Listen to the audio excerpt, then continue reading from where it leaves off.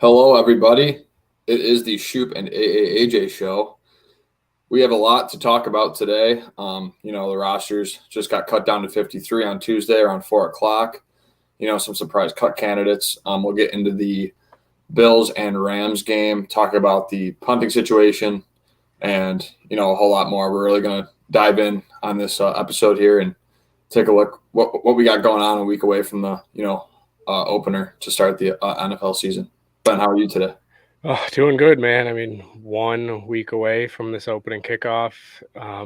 It'd be about an hour away right now if it was actually game day. But I mean, it just as you get closer, you can feel the excitement. You can feel everything. Anybody you talk to that is a Bills fan they're talking about. They're talking about, hey, is this our year? We're gonna see week one if we can show up in LA banner night. I know teams on banner nights in the past few years haven't exactly had the best luck. Hopefully it can stay that way for our sake. But excited to talk some football. We did have a lot of news for the Bills. They were in the news for some good things, some bad things. It was a mixed week. It was a tough week for Bills fans, but we got through it. Everybody got through it. The whole team got through it, and now we're just a week away from actually kicking the ball off. Yeah, I'm really excited. So we're gonna dive right into this, little punting situation here before we get any further. Obviously, everyone's heard about what happened with Matt Ariza, the allegations against him. We're not really gonna say much about it. We're happy. I think we're both happy with what the team did. It was becoming a distraction. Fans were fed up. The whole national media was gaining a lot of traction. I was surprised with. I'll say one thing. I was surprised that these allegations came out. Like when they did, it was kind of a shock to me because I feel like the Bills usually have a good handle of what they're looking for in a player, and to hear what happened and the allegations against him, it was just terrible, a terrible thing. But in other news, we did sign punter Sam Martin, who he's a guy that has been around the league a while. Brandon Beane said today in his press conference that he doesn't have a huge leg, but he has accuracy. He has really good precision, and he's been around a while. So he's not the big leg that Ariza was, but he's a guy that is going to be important to this team, and I'm happy to have him. Yeah, I mean, I'll talk about a riser real quick before you get moving. But I mean, it obviously sucks. It sucks when it happens to any player. It sucks when you hear about this stuff. It sucks for the victim. It sucks for in every situation, every way possible. It just really sucks, especially for a guy that was already loved by a lot of Bills fans. And when this came out, you kind of saw a lot of mixed reactions from everyone. But at the end of the day, I do think the Bills did exactly what they should have done. Let him go figure this out, figure out if he is innocent and he proves it, then he'll be able to prove it. But if he's not, it's not a headache the Bills want. And I mean, at the end of the day, it's a punter. So we did punt the least in the league last year. So I don't think it really hurts us too bad. Um, but yeah, I mean, we did bring in Sam Martin. I like him. I know he was in Denver for a little bit. Maybe the high altitude might have helped him out there with how far he was kicking the ball and everything. I know I've heard a lot of that, but he's experienced. But at the end of the day, it's just a punter. If we were a team that struggled sometimes with, you know, flip it. I mean, if we struggled a lot on offense, then yes, I would want a better punter. But at the end of the day, like it's just a punter.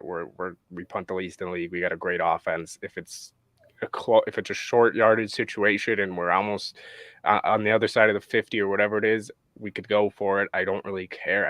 I honestly would rather have us go for it than just punt the ball away if we're at the 50.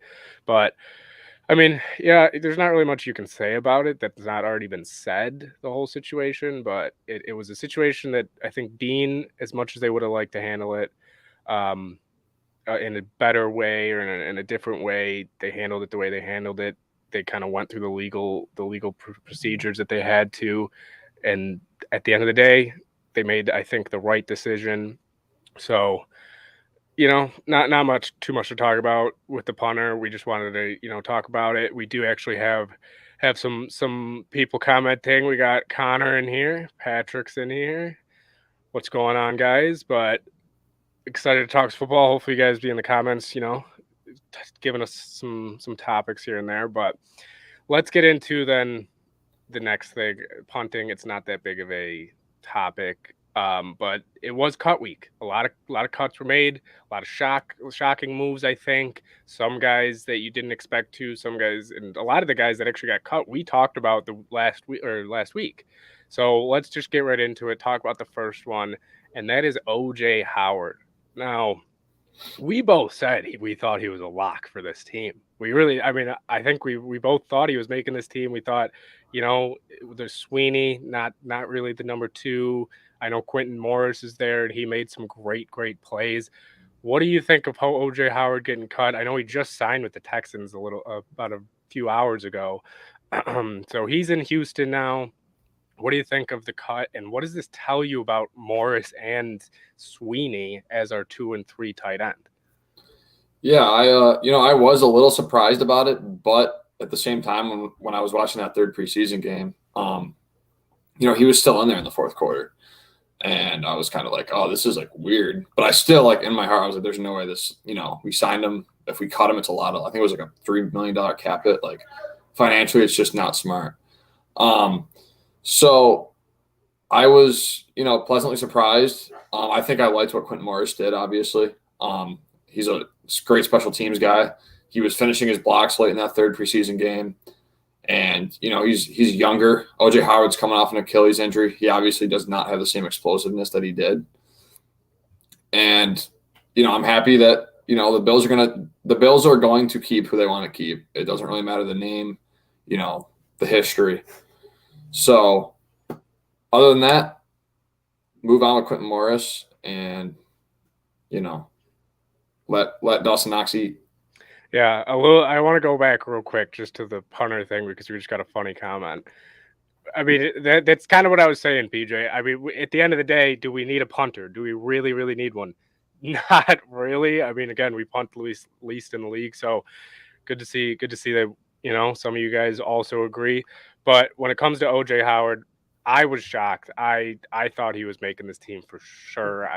But I mean, Morris, they must have a lot of faith in Morris. I know Sweeney, I really am not sold on Sweeney at all.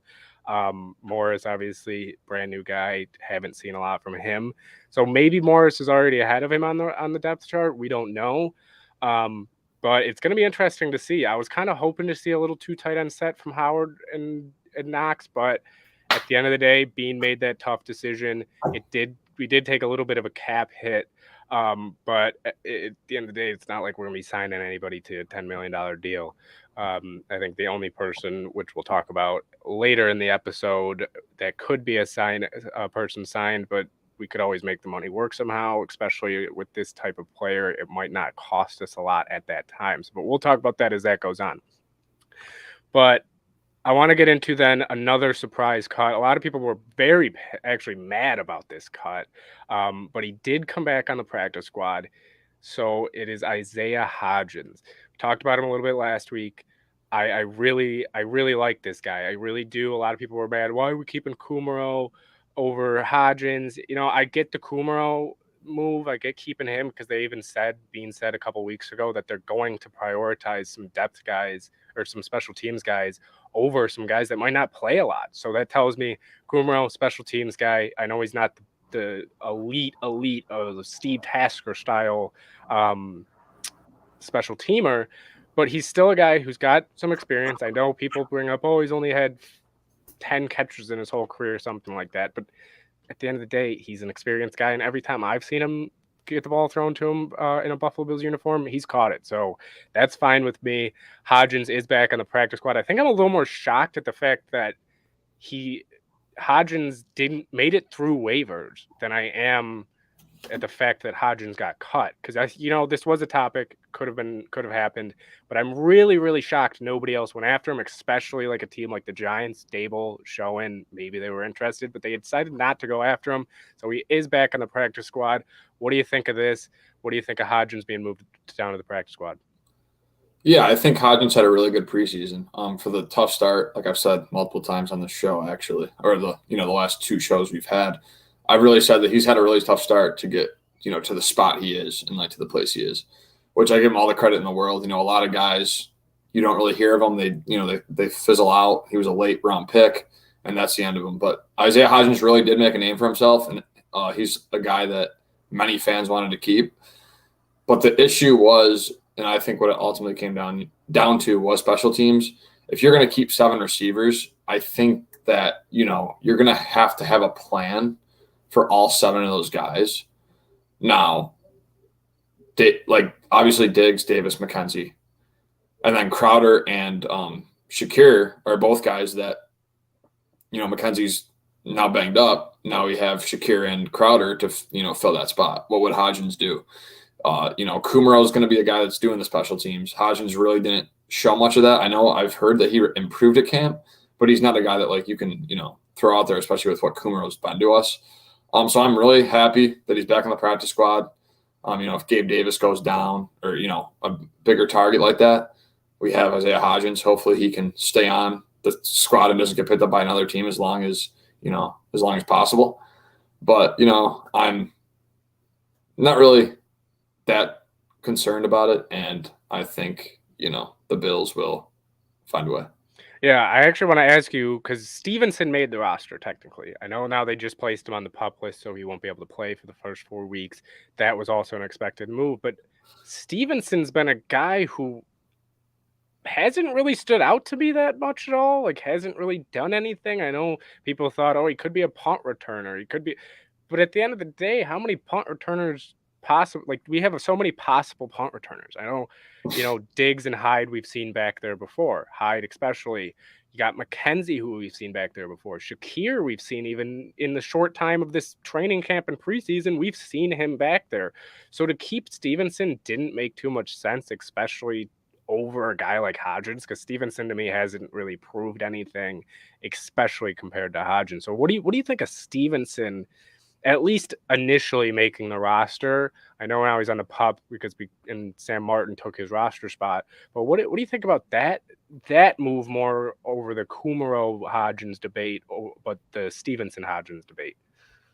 Yeah, I think Stevenson's just a guy that like I really think they just like. Like I said, I don't really think I've seen anything from him either. But I think I'm not Brandon Beane. I'm not a wizard, so like I don't know how he's going to manipulate the roster. But I just don't even like see a spot really for Stevenson. Like even if he does come back, like I could see them just like releasing him or like I don't know what they're going to do because they also have Tavon Austin, who's a guy that can return kicks on the practice squad that they were able to keep. So you got Shakir, who's probably going to be the punt returner week one. He's gotten all the reps in preseason. And then you got guys like McKenzie and Hyde who are already there. So what's really Stevenson's role? I don't know. I think the Stevenson move is more of a what's the word I'm looking for? It was like a move to further the roster in terms of they can do things down the road maybe to manipulate it so they can get guys they want. But I was kind of shocked, but they've been saying it for a couple of weeks now, and take it as it is. You won't really. I guarantee you will not be seeing much of Marquez Stevenson this year. Yeah. Wide receiver news. It's always going to be week in, week out. We're going to be talking about these wideouts just because there's so many of them. But another guy that did get cut that got picked up by a different team off waivers that I know you loved him. You absolutely loved him. We're going to talk about him. It is Luke Tenuta. Now, we talked about him a little bit last week. 6th round pick. I am a little disappointed at the fact that we're going to waive anybody that's been drafted, especially because, we spent a draft pick on him, and we could have got somebody else maybe that makes the roster, and especially, again, with our O-line depth being an issue, you see Ford be gone, and now Tenuta isn't really given the chance, at least in Buffalo, to be a backup or whatever it is. So what do you think about Tenuta getting cut? And I'm blanking on where he got picked up. But what do you think about him getting picked up? Is it a waste of a draft pick? Is this just a miss on Beane? And is this something that, as a fan, do you hate to see it, especially because we did spend a draft pick on him? What do you think? Yeah, he's a guy that I thought was gonna make the roster. I don't know if after actually I said he was gonna make the roster. I actually looked at projections and kind of like saw that he wasn't really on many 53-man projections. So after I saw that, I wasn't as surprised. But to be a 6-round pick, I think they released him hoping they, like everyone, you release certain guys, they have practice squad priority. You want those guys to come back to your team. Um, he was a guy that I guess he just must he shoot. He probably didn't show a lot of, promise in the preseason. And he's just a guy that, 6-round pick. I mean, it's not I'm not really mad at Brandon Bean about it. Like it's a late pick. He really likes what he sees from Bobby Hart. And, I think that's what they're gonna roll with. And I I pray to God that our O line stays as healthy as possible because I'm so nervous about that, the depth there. Yeah. I mean, that's really the only reason why I was kind of shocked and didn't really love cutting him was because of the depth. I mean, we've said it a million times. We don't have the depth that I think we should. But again, with a team this loaded, there's going to be at least one spot that isn't depth wise there, and O line is ours. Um, so Tenuda's gone. Bobby Hart has been getting some praise. Aaron Kramer's back, who he's been called a wizard for offensive lines. He somehow fixes guys who can't play. So maybe Bobby Hart, he's gotten a lot of um, he's got a lot of hate in his career. And now he comes in, he makes the squad. Maybe he can turn his career around a little bit. Maybe he can become a nice little backup for us if somebody gets hurt. But at the end of the day, we made the cuts we did, and we decided to keep certain guys. But another guy that we talked about that did get cut as well, that is also back on the practice squad, is Raheem Blackshear. This was the guy, right? This was the guy everybody loved. Everybody say, there's no way we can get rid of this guy. Get rid of Moss first. Get rid of anybody else first. At the end of the day, we cut him because, again, Bean and all of them know a lot more than us when it comes to this what people are doing day in practice wise. I know we only see the preseason really. But Blackshear does get cut, comes back. We talked about it a little bit last week, how every year there's that one person, how it was Christian Wade, and then it was Williams, and then now it's Blackshear. I mean, imagine if now they listen to the fans. Our running backs would be Blackshear, Antonio Williams, and Christian Wade.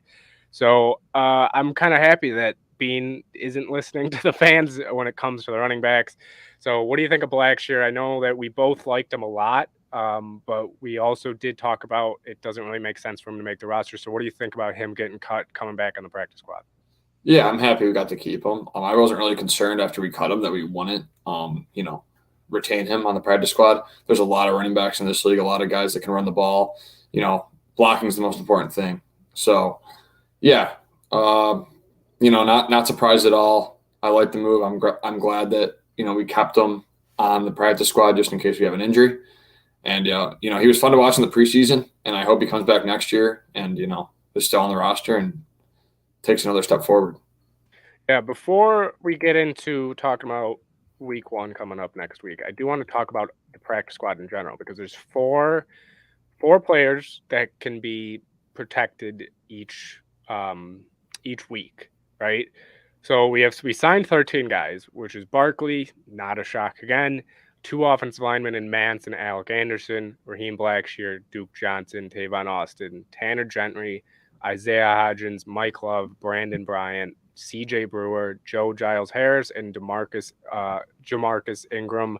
Who do you think out of those guys could be the 4 that are protected each week? I mean, I think Mance, for me personally, I think it's Mance, one of the running backs, Hodgins, and probably like Giles Harris. That would be my guess. What do you think about those guys, all 13 of those guys, and out of the 13, which 4 would you protect coming week one? Yeah, I think it's just going to be a week to week thing. If we get an injury at one position, if we say we have an injured O lineman, we protect one of the O linemen. Zach Moss gets hurt, or one of those running backs gets hurt. Blackshear or Duke Johnson.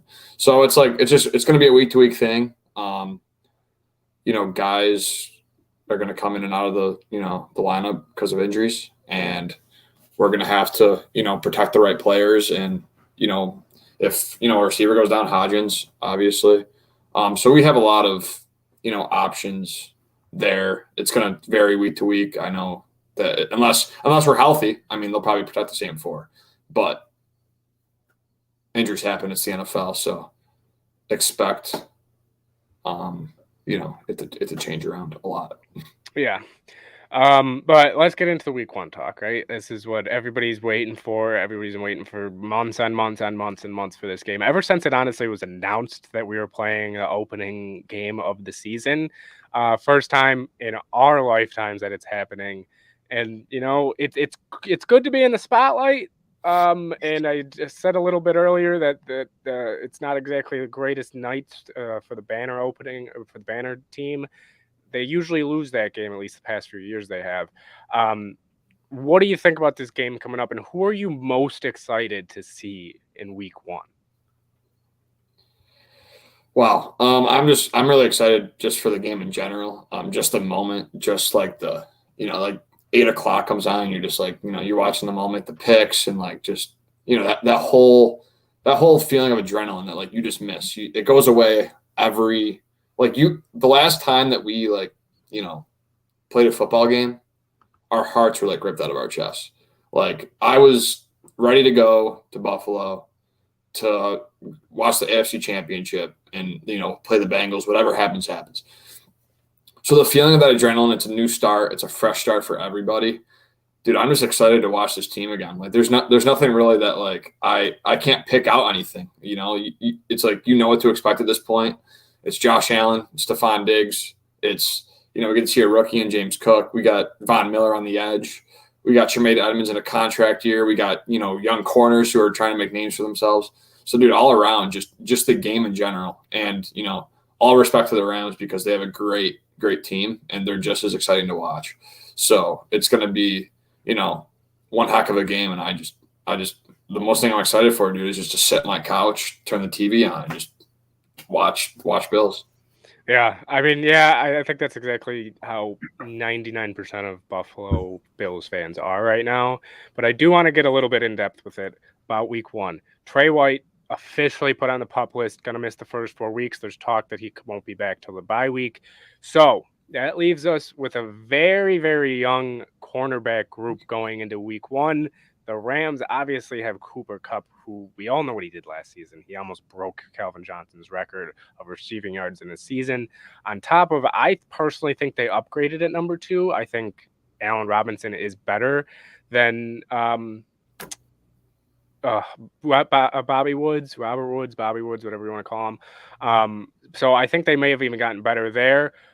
And we did. I mean, right was I was about to ask you, how do you feel about it? How do you feel? And Connor also wants to know, how do you feel about the corners matched up on Kupp and Robinson? Shout out C. Foley. Yeah, it's going to be an interesting dynamic because I think it's going to be by committee, whether that's, Dane Jackson and Elam on the other side with Benford getting, snaps as well. But I think it's going to be a committee-based thing, kind of like how you were talking about. I think however they're feeling, a couple series here, a couple series there. The good thing is, though, I think Teron Johnson will be matched up on Kupp almost the majority of the game because Kupp's a slot guy. So we'll still have a very solid cornerback on Teron Johnson.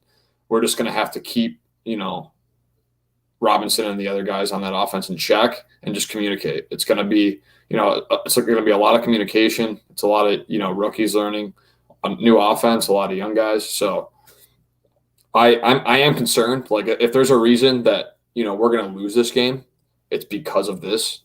And especially if our pass rush can't hit home, if Stafford has time to throw, that's like pivotal. If our D line can get to Stafford, then I'm not really that concerned because, we'll be causing havoc and winning the line of scrimmage, which is what McDermott preaches.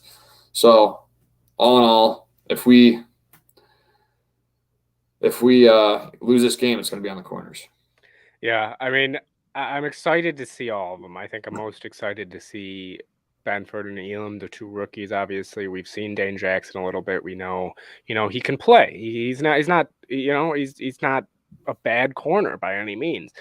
But this is Cooper Kupp and Allen Robinson we're talking about here. It's Matt Stafford, Super Bowl winning quarterback now. I mean, you got Sean McVay as their offensive mastermind over there, who's an absolute genius. But I mean, obviously, I'm worried. But I do think this Trey White being out changes our game plan significantly. I think you're going to see a lot of time. I mean, we already do it, but I think you're going to see it even more. I think you're going to see force the short pass and then go up and tackle, which you see it a lot. You see a lot of the little, where bend don't break defense. But I think you're going to see it even more preventing the deep plays because that's what's going to beat us. And yeah, one guy that right there, Nathaniel said it, he's got to step up for a few games. He really does. If he wants to be that number 2 guy when Trey comes back, he has to step up these first 4 games or maybe even more, whichever it is that Trey White's out, and really show, hey, I can be this guy. I can be that number 2 corner that lines up. I may not be the biggest, I may not be the strongest or fastest, but I know how to play my position, and he knows how to do his job. So it's going to be interesting to see. I'm excited to see it, though. I mean, like you said, we got Tehran in the slot, so that I have absolutely no concern there for who's matched against him. But the defense, like you said, we got Vaughn coming in. The pass rush should be a lot better. Edmonds can take if he can take a leap this year. I know we've been saying it for about 7 years now, even though he hasn't been I know he's not been in the league for 7 years, by the way. It's just exaggerating. But he's 24 now? 24, I think. Yeah, 24. He's like 2 years older than me. Yeah, so this is not, there's no more saying, okay, well, he's young. He's starting to get older, guys. He's been in the league for a little bit now, and he's starting to get older. I know he was 19 when he came into the league. He was a teenager. He's not a teenager anymore. He should be making those plays, especially for how long he's been in the Sean McDermott defense. But I am excited to see it. Now, I do want to ask you a question, though, about the offensive side of the ball. Isaiah McKenzie, you said it a little bit earlier, may not play this week. It's, I didn't see a report until Bean and McDermott had talked about it. But it's something we got to talk about. So now we got Gabe, Diggs, Crowder, and Shakir as our top 4. Let's just say McKenzie's not playing week 1. Out of those 4 guys, who has to step up the most out of all of them in week 1? Well, because it's week 1, I'm going to have to say Jamison Crowder, because he's going to be in that role where if McKenzie's hurt, it's kind of Crowder's spot to lose, and I think I don't think Shakir's ready, and I think that he's the punt returner. They're going to work him in slowly, so I think Crowder's going to be the guy that has to step up. He's a veteran. He's done it before. He's played in big games, and as my roommate Nate Stiles says, Jamison Crowder. So, yeah, I think he's a huge. He's going to have a good game if McKenzie can't go. And then Connor Foley said, any concerns about Cam Akers week 1? Not really, because I think our D-line's, revamped, and I think we got a lot of new guys that are going to be hungry. I think Von Miller is going to fire up that D-line. And, I think it's a pretty good bet that I think we can hold Cam Akers in check. So other than that, though, yeah, Crowder has to step up, and that's what's gonna have. That's how it's gonna have to be. Yeah. I'll answer this question first. I'm gonna side with you, AJ. I'm not really too concerned. I think a lot of people are higher on Cam Akins than I am. I don't really see too much of a concern there. The Rams, they lost Whitworth this offseason to retirement. And they lost, I believe they lost their starting center as well, and Pokic. I might be pronouncing that wrong, but so I'm not too concerned about it. And there we go with the Go Bills, by the way, from Sarah. So Go Bills, Sarah. But back to the receiving talk. Crowder, yes, he's got to step up. He's the veteran. But I'm going with Gabe Davis. It's got to be him. It's going to be him all season pretty much. He's the number 2 guy solidified now. It is his spot. So It's really just, can he step up? Can he be that number two? It was that Kansas City game a fluke? I don't think so. I think a lot of Buffalo agrees with me. So he needs to prove it though a little bit more. As we get the comment, it will be interesting to see how Gabe Davis does after his insane game versus the Chiefs. Exactly what I was thinking. It is going to. I mean, it's going to be something that we're going to be talking about all year. Can he live up to the hype? Can he be that number two next to Diggs? And can he take that pressure off of Diggs? I know Diggs had a little bit of a worse season last year than he did in 2020, which, I mean, 2020 was an amazing, amazing year. And speaking of Diggs, we got Nate coming in saying, I really think Diggs will have a better year than year one with Allen. Now that I just said it, that year one was something, man. That was really, really good year. What do you think it's possible for Diggs to have a better year with Davis now as the number two, McKenzie maybe breaking out this year, Shakir, Crowder, all those weapons? What do you think about Diggs this year?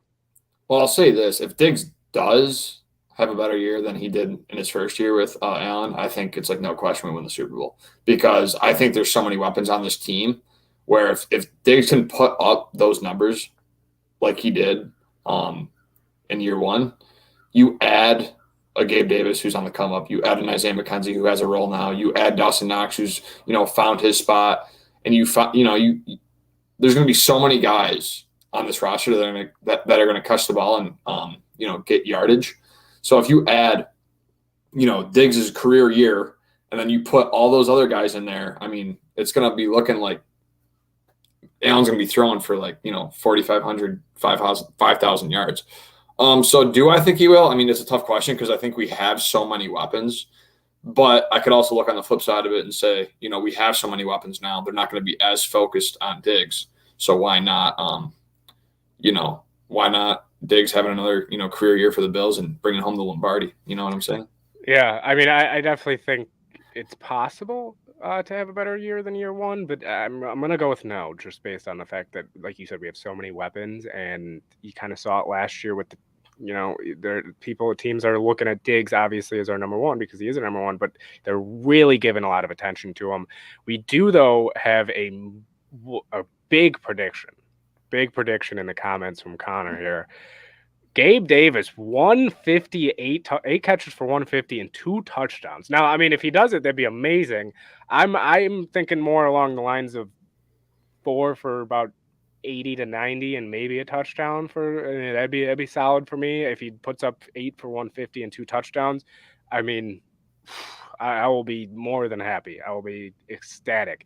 So what do you think about Gabe Davis doing that? And you can also answer the question that Connor also has. Is there any chance that Gabe has a better year than Diggs? He thinks it's possible. So what do you think about the week one? And what do you think about overall in the year, Gabe having a better year? All right, Connor, if you think this, you better slam the over on his yards, and you better say he's going to be a 2-time touchdown scorer. It is a possibility. You saw what he's capable of. He did it in one of the biggest games of the year. He's back on that stage. He has a lot to prove. He could. I don't know exactly what he's going to do. We could all throw out numbers and talk about it all day. But no, that's a possibility. 152 touchdowns. That's one heck of a game. But I would take it. I'm not going to complain about it. And then the second question, I think there is a chance. I think Diggs is a great player, and I think he attracts a lot of attention. And I think Gabe Davis is phenomenal. I think he's good after the catch for how big he is. And I think he just knows how to run routes, and he's very, he's got very sure hands. His sideline awareness is just unbelievable. So, yeah, I think it's possible. Do I think it's going to happen? No. And I would kind of be concerned if Davis had more yards than Diggs, if I look fast forward. But I do think it's possible, and, it could all work out that way.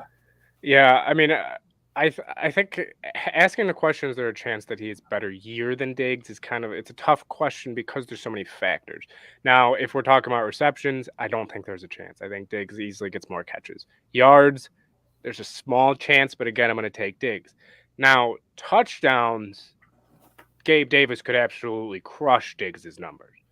Gabe Davis could put up double-digit to 12, 14. He could do that. I could see that because he's a big body. You've seen it, saw it in the Chiefs game. You know, he had 4 touchdowns there, and I'm pretty sure his last 5 catches from Allen have been touchdowns. I maybe a little bit wrong on that, but I do believe that it's somewhat like that. So I mean, Gabe could have a better year than him. I don't know about overall, but in some categories, I would take him having a better year, like touchdowns, because of the fact that we might see him a lot in the red zone. You saw it in the preseason. Allen literally just threw it up to him. I mean, I'm sorry, that play, it's in reality is not that great of a throw by Allen because it's right. He's covered, but he knows Gabe's going to be able to get the body position. He's going to be able to get in position to make this catch, and he did exactly what Allen thought. So you could see a lot of those plays this year where it's, you know, we're on the 20, we're on the 30, we're on the 10 even, and Allen's scrambling, doesn't know what to do. Oh, throw it up to Gabe, and Gabe goes up and gets it. But, you know, it's going to be interesting. I do know that we got one more thing to talk about. At least one more big topic to talk about, which is also talking about receivers. You know, a lot of receiver talk today, probably a lot of receiver talk in the whole year because we should be a high passing offense. But the one guy, we alluded to it earlier, don't have too much cap space. I believe Bean said we're about around $2.5 million right now. I did believe we were higher than that, but I guess with the OJ cut, it cut us down a little bit. But there's been a lot of recruiting going on this year, and now I'll put up, as we're talking about this, I want you guys to comment, say what you think about this possibility, and I'll just put it up on the screen as we're talking about it. But it is OBJ. Now, Vaughn and Diggs have been saying, hey, come on over to Buffalo. We got your locker all set up for you. Let's win another ring. I know it's cut off, but it does say at OBJ, let's chase this ring. This is a post from Von Miller on his story. I mean, it seems like a good possibility. I know that the Rams are still in the mix too, also to bring back Beckham. What do you think of OBJ? Do you want him? What do you think the odds are percentage wise? And if it does happen, what week would you think that he would sign with us? Yeah, so you know, I think after listening to Brandon Bean today in his press conference, he had a lot to say. You know, he loves talent. He's always going to look at talent. He'll do like whatever it takes. Kind of, if he thinks, you know, there's talent out there, he's going to try and go get it, whether that's a trade or whatever, however, free agent pickup. Yeah, I'm gonna like make my case right now to like let's get Odell Beckham Jr. I know he's like, he's been kind of a diva in the past, but so is Diggs. I think if a guy goes down like McKenzie, that's already, that's kind of a sign. Like, look, like injuries are going to happen. We lose Diggs or Gabe or someone like that. Odell Beckham can slide right in there, and he can be ready by week 12, maybe week 11, later in the year. And that's when I think we'd pick him up. I don't really think it'll be soon. But who knows with Bean? He always is just on the phones making calls and talking to agents about always adding talent. So I wouldn't be surprised. But no, I want Odell Beckham. I think him, Diggs, and Davis would just be unbelievable.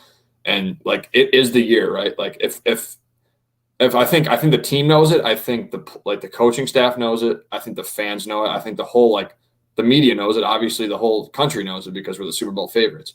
So if there's any year to just go all in, and like this guy can rejuvenate his career and then make money somewhere else, and win a Super Bowl, I think there's no reason why, if we can't afford it, why you don't just go get Odell Beckham Jr. and add him to this talented roster.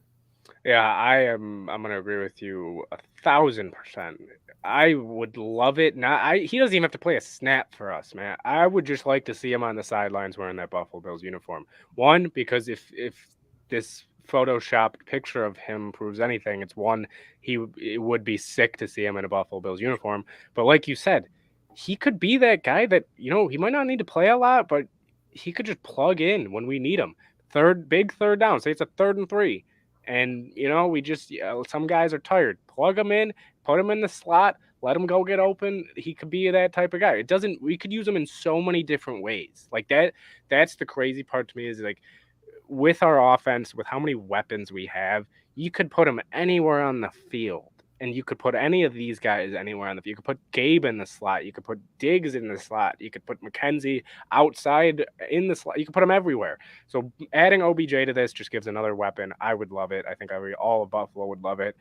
I would be very, very tempted to honestly get the jersey just because it's OBJ, and OBJ made one of the greatest catches at least I've ever seen in my lifetime with that one when he was back in New York. But it is crazy, if you would have told me in 2016, right, that there's a chance the Bills could have Von Miller, they could have Stephon Diggs, they could have OBJ, I'd say you're crazy.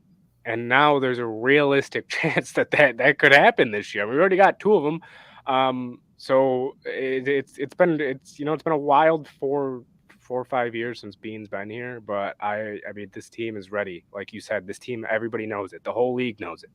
And when they see Buffalo Bills on their schedule, they're scared to come play us, especially if it's here in Buffalo. They know that this place will be rocking. But we do have a comment actually coming in from Connor again. Loving the comments, by the way, Connor. Keep them coming. But thoughts on Allen at 13 in the top 100? Oh, I mean, my first reaction, I'll be honest, my first reaction was, why does it have to be the number 13? I think the league might have done it on purpose, just because of the 13 seconds. But if they didn't do it on purpose, oh my gosh, to me it's a snub. I can't name 5 better players in the NFL than Josh Allen. I mean, I think Aaron Donald. I could see Mahomes being an argument, but Brady for sure. I'm sorry, at number 1, he's not better than Allen. He's just not. Rodgers, I know he's back-to-back MVP, so there's an argument there. But realistically, I don't know if there's 5 better players in the NFL than Josh Allen. I think having him even outside the top 10 is unbelievable. And the fact that he went from 10 to 13 after the year how does he go down? Like that's the biggest thing to me is, how does he go down? What do you think of him being at 13? Do you agree that it's a snub?